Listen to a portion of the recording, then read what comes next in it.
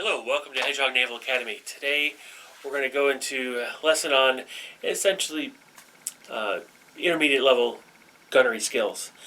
We're going to cover three topics today. The first one is going to be raking. It's something we've kind of touched on in other videos, but I want to go spend some dedicated time in this one to kind of walk you through how you determine whether there's a rake or not, and of course the damage effects it may have.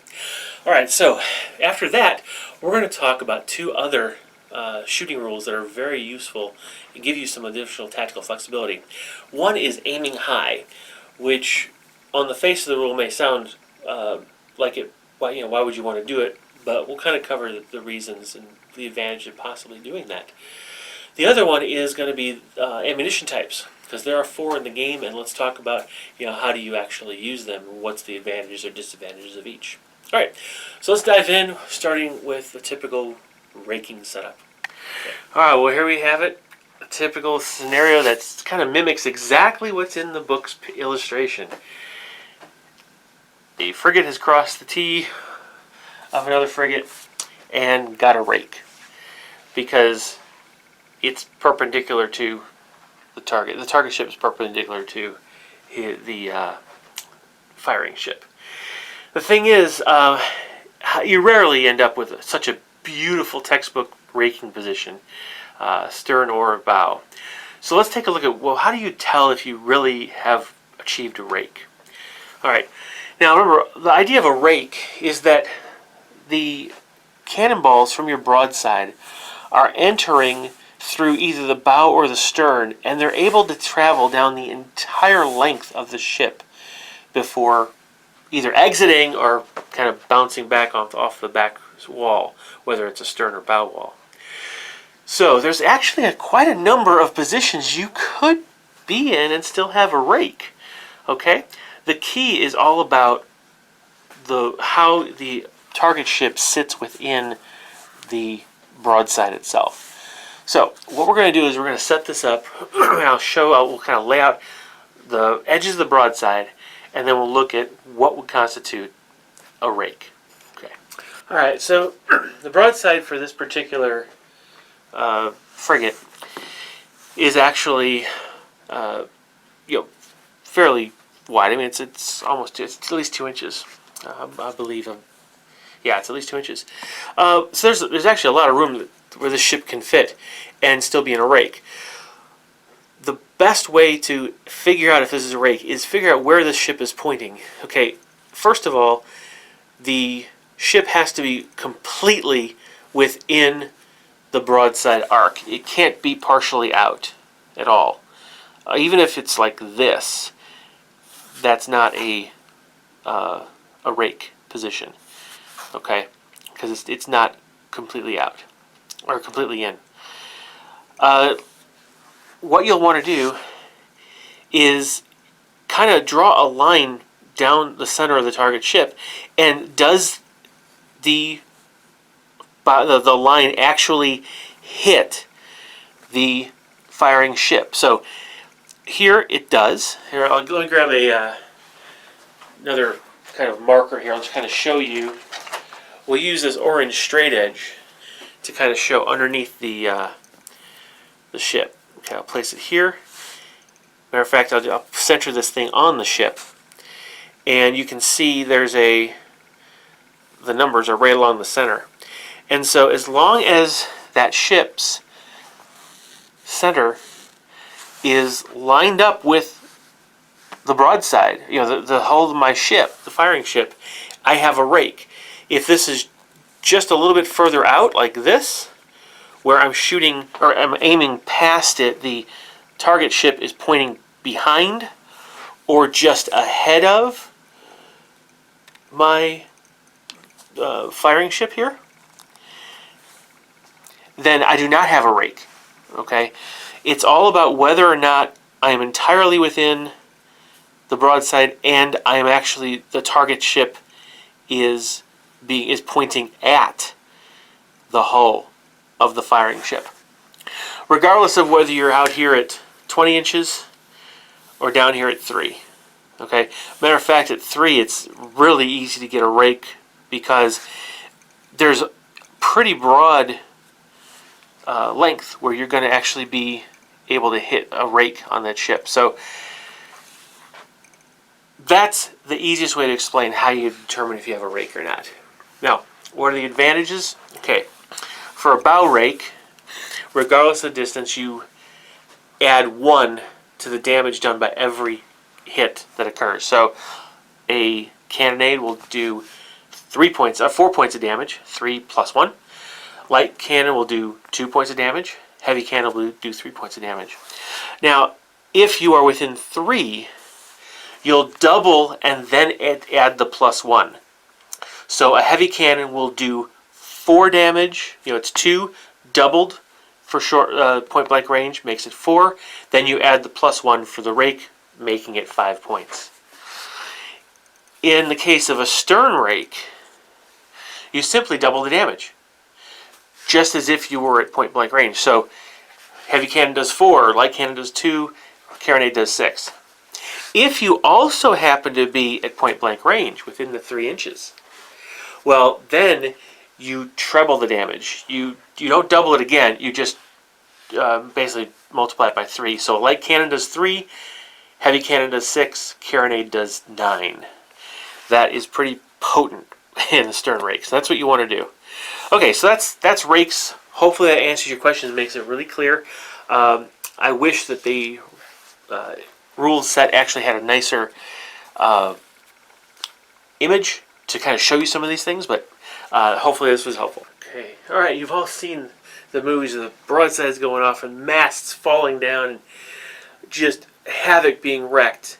And if you've seen any pictures or paintings of the Battle of Trafalgar, and it can be pronounced Trafalgar or Trafalgar. It depends on where you come in the world, because you'll hear it both ways. You will see images of ships, such as the Santissima Trinidad, under tow with a single mast, and it's even a makeshift mast.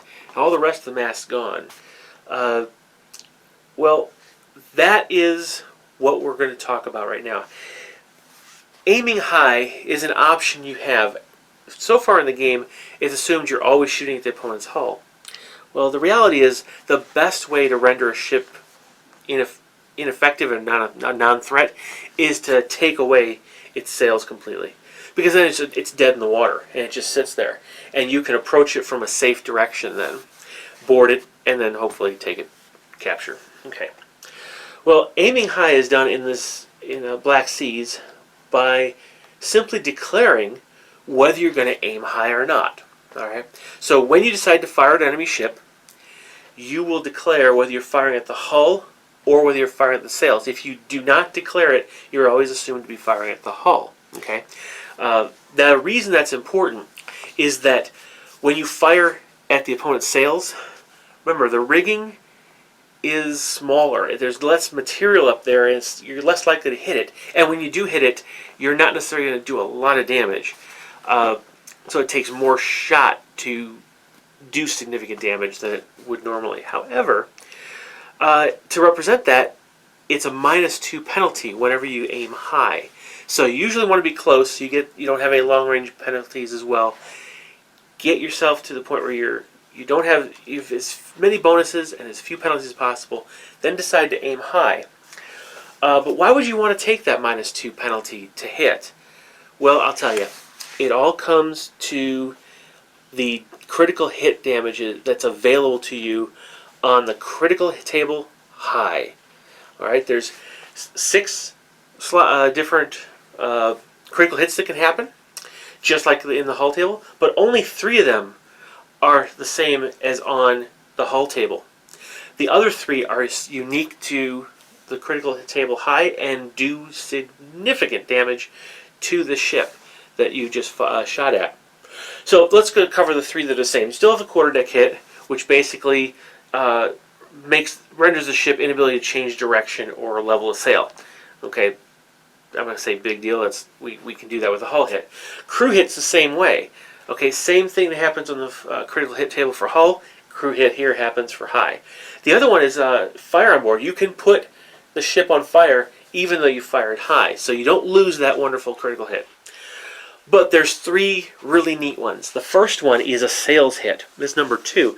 Essentially, what happens is the next time the ship activates, the target ship activates, its sail, its rate of knots is 2 lower. So if, just like here, we have 2 frigates, one opens fire and puts a sails hit on the other, you'll put that sails hit critical marker down, and you'll end up, the next time the opponent's ship activates, it's going to be treated, instead of a 5 knots, it's only going to move 3 knots. So to show you the difference visually here, we're going to use, for battle sail, we're going to move both ships the same. This is the one, the red one is the one that's been hit. Okay, so we're going to back this up a bit and widen out a little so we can see. Okay, now, if we're going to go battle sails, there's our first move, and here is our second move. That's a normal battle sails move at 5 knots. Okay? Well, if this ship has got a sails hit on it, it can only go 3 knots. So this is its battle sail move. Now that's significant. Alright, so here we are. We'll just put them back to start. When you have the sail hit on you, you are at a you're much slower, and it may allow other ships to catch up to the target ship that's been reduced in knots, and that's actually pretty important. Unless you're very close, when you actually do get damage, or if you're in the right position, because he's slowed, you actually might be able to come in and get a bow rake on him, or even a stern rake, much more easily, because he's not moving as fast. Again, it all depends on the relative positions and the activation orders, so it can't cover all possibilities here. But having your speed drop from 5 to 3 definitely matters. Okay, so that's the sail tip. The next different one is number 4, substantial damage to the upper decks. Well, in critical hit to hull, you have an extra damage one, but that's only a D3. Here, it's a D6, so that has a potential for doing much more damage to the enemy ship. Finally, the real reason you want to aim high is number 6, the mast hit. This is the only critical hit that can stack and be cumulative. So, if you have a fire on board, you can't put another fire on board. If you have a sails hit, you can't put another sails hit on. If you have a quarterdeck hit, you can't put another quarterdeck hit on, right? But if you have a mast hit, you can put another mast hit on. Why is that important? Well, every ship has, and we'll just go ahead and use this marker to indicate, just kind of indicate. We're going to put her full sail. Okay, so this ship, max speed is full sail when it's in the right wind position. But as soon as it takes its first mast hit, the fastest it can ever go is battle sail. As soon as it takes its second mast hit, the fastest it can ever go, regardless of wind position, is light sail. And if it should ever take a third mast hit, it can only be anchored. There's no way to repair. This cannot be repaired. So you are slowing your opponent's ship down and potentially putting it dead in the water, where it cannot harm you unless you sail right in front of its broadside. Okay? But that's not the worst of it from the opponent's perspective. Yes, it's bad, but see, every time you hit a mast hit, you will do an additional 25% damage of the original hull point. So, let's look at a frigate. I've got a frigate, 36 points, right? Every time that frigate takes a mast hit, it takes 9 extra damage. So, we'll just do this real quick. Let's take a look at what that means. If I have, let's zoom in on the card a bit here. I start with 36. And let's just say I hit with a heavy cannon and do a critical hit. Well, I take 2. If I get the mast hit, I get an additional 9. So now I'm down to 25. If I hit with another massed hit with a single heavy cannon, I again drop down 2, and then another 9. So I'm at 14 already. In 2 massed hits, I'm already down to 3 above being having to strike the colors, and I can only go light sail. So you're really seriously damaging the opponent's ship when you do a mast hit, and that is why you would want to aim high. And I definitely recommend it, even though it is a -2 to hit, you want to get close and do that. And in fact, if you want to improve your chances, we'll take a look at the shot types next and see how we can make this even more devastating. All right, our ships are about to engage each other, but we have to figure out, what damage do we want to do, and how do we want to get that damage done. We have actually 5 types of ammunition we can choose to fire at the opponent. Now, the basic game we've been talking about has assumed just a standard single cannonball fired at normal ranges. However, traditional fleets actually had more options than that. The most common additional type of shot used was chain shot, which is actually marked on a counter. I'll go ahead and we'll put the counter out there, and we'll zoom that in. And that's the counter for chain shot. Okay, it's essentially 2 half balls connected by a chain. It is loaded together as a single, ball with 2 flat parts of the half put together, shoved down the cannon barrel, and shot, usually at rigging. Okay, because it was actually designed to do more damage to rigging. By having that chain, you're cutting through a lot more wood and rope than you would with just a single one solid shot. All right, so that's one option. Another thing that was often done, especially British, would use double shot, load the barrel with 2 cannonballs. Essentially, what's happening is you've got twice the concussive force hitting the target ship, that you normally would. So it is a little more devastating. However, because you are firing 2 cannonballs with not much more powder than you normally would, the overall force you're applying isn't as great, because both balls are bouncing against each other as they leave the cannon, and of course they end up slowing each other down. So you don't have quite the range, but you do have a nice heavy-duty short-range weapon there. Right before you board, you may actually want to use grape shot to do more damage to the crew and kill. That's all you're doing, really, killing crew members. Or the last one, potentially put the opponent's ship on fire using heated shot. Now, this is a very risky way to go about it. You actually put heat the cannonball on a forge, kind of little oven, if you will, right near the guns. Pull that out, pack it, load the charged normal gunpowder charge, throw down the wadding, put this superheated hot red hot cannonball down. Hopefully it will not ignite any of the powder, and fire that at the opponent's ship. That red hot shot is actually going to be much more likely to ignite fires on the ship, because as it sits there on the deck or in the deck, it will immediately start burning the wood and actually cause it to come alight. So let's see what the effects are in game terms. So starting with the chain shot, this is actually going to make it easier for you to aim high. Instead of your modifier of -2, you're only -1 to hit. Okay. However,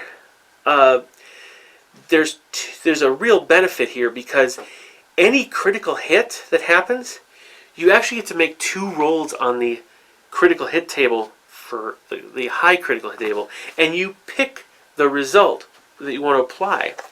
Unfortunately, all gun ranges are halved, so carronades only can fire chain shot to 4 inches, light cannon to 7 inches, and heavy cannon out to 10 inches. So it is a much shorter range, but when you're aiming high, you are much more likely to do significant damage to the enemy's ship when you do a critical. Alright, so number 6 is great. It's the mast hit. Now this is why chain shot gives you the advantage, because if you do get a critical hit, chain shot allows you to roll 2 dice and pick the highest, you have twice the opportunity to get a 6. And because the mast hit is the only critical hit on both tables that is cumulative, you can do it a second time and a third time and a fourth time. So that's one of the reasons that chain shot is so valuable. Of course, it is a close quarter weapon, so that's really why you would want to use chain shot, even though it does have a shorter range. Okay, so let's move on to double shot. Now, double shot is kind of interesting. Again, it is significantly reduced in range. All gun positions that use double shot have a maximum range of 8 inches. So they're basically all fire like a carronade, going out to 8 inches. But worse is they all have a -1 to hit. Again, remember, firing 2 cannonballs out of a gun, actually, they interact off each other and they make them less accurate. However, all successful hits do double damage. You don't inflict any critical damage, but you do inflict double damage. So between 3 inches and 8 inches, you're doubling damage. If you're actually within point blank range, 3 inches or less, that double shot does triple damage. And if you happen to be raking, a stern rake, with double shot at point blank range, you're not tripling damage, you're quadrupling it. So double shot does have its place, but you have to be very careful about when you choose to use it. Okay, grape shot. We'll skip to the next one now for grape shot. Essentially, they're like a shotgun. Turn your cannons into shotgun. The problem is the max gun range of all your guns is 3 inches. Now, you'll want to use this if you plan on boarding the opponent's attack. If your entire plan is to board the enemy ship the next activation, you want to load with grape shot, because you're going to fire at 3-inch range.